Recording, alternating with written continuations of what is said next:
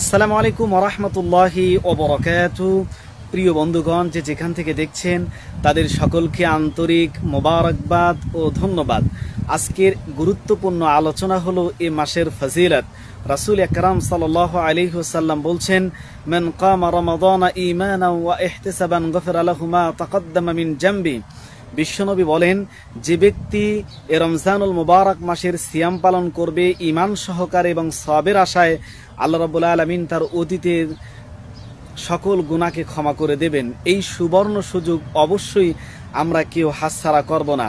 সম্মানিত দর্শক মণ্ডলী, বলছিলাম যে রমজানুল মুবারক মাসের এই শাহরুর রমাদান মাসের যে ফজিলতগুলি বর্ণিত হয়েছে তার মধ্যে একটি হলো, রাসূল সাল্লাল্লাহু আলাইহি ওয়াসাল্লাম বলেছেন, যখন রমজানুল মুবারক মাস শুরু হয় তখন আল্লাহ রাব্বুল আলামিন রহমতের সকল দরজা খুলে দেন এবং জাহান্নামের দরজাগুলি বন্ধ করে দেন, শয়তানকে শৃঙ্খলাবদ্ধ করেন, তাকে বন্দী করে রাখেন। ঠিক অনুরূপভাবে বিশ্বনবী মুহাম্মদ রাসূলুল্লাহ সাল্লাল্লাহু আলাইহি ওয়াসাল্লাম বলছেন, রমজানুল মুবারক মাস যখন শুরু হয়ে যায়, এই রমজানুল মুবারক মাসের প্রত্যেক দিন আল্লাহ রাব্বুল আলামিন জাহান্নামীদেরকে জাহান্নাম থেকে মুক্ত করে দেন। একটি ফজিলত।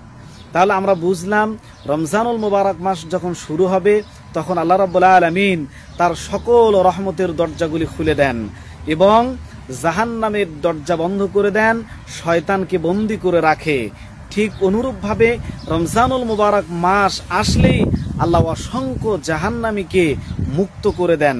তাহলে আমাদের অবশ্যই খেয়াল রাখতে হবে যে রমজানুল মুবারক মাস এমন একটি মাস, রমজানুল মুবারক মাসে অসংখ্য জাহান্নামীকে আল্লাহ রাব্বুল আলামিন জাহান্নাম থেকে মুক্ত করে দেন।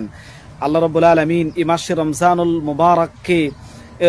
মুবারক মাসকে এত সম্মানিত করেছেন যে এই মাসে আল্লাহ কোরআনুল কারীম নাযিল করেছেন। আল্লাহ পাক বলেন, শাহরু রমাদানাল্লাযী উনজিলা ফীহিল কুরআন হুদাল লিন-নাস। আল্লাহ রমজানুল মুবারক মাসে কোরআন নাজিল করে এই মাসের সম্মানকে আরো বাড়ায় দিয়েছেন। সবচেয়ে বড় আরেকটি বিষয় হলো, এই রমজানুল মুবারক মাসে আল্লাহ রাব্বুল আলামিন এক মহিমান্বিত রজনী রেখেছেন, লাইলাতুল কদর। এই লাইলাতুল কদর যদি কোনো ব্যক্তি পায় তাহলে তার জীবন ধন্য হয়ে যাবে, ধন্য হয়ে যাবে। এই লাইলাতুল কদর এমন একটি মাস। অনুরূপভাবে এই মাসটাতে আল্লাহ রাব্বুল আলামিন এমন এক সুযোগ রেখেছেন, আমরা অন্য মাসে নফল ইবাদত করলে যতটুকু আমল করি ততটুকু নেকি পাই, আর রমজানুল মুবারক মাসে যে আমরা আমল করব, আল্লাহ রাব্বুল আলামিন তার নেকিকে, তার সওয়াবকে বহু গুণে বৃদ্ধি করে দেন। সুবহানাল্লাহ।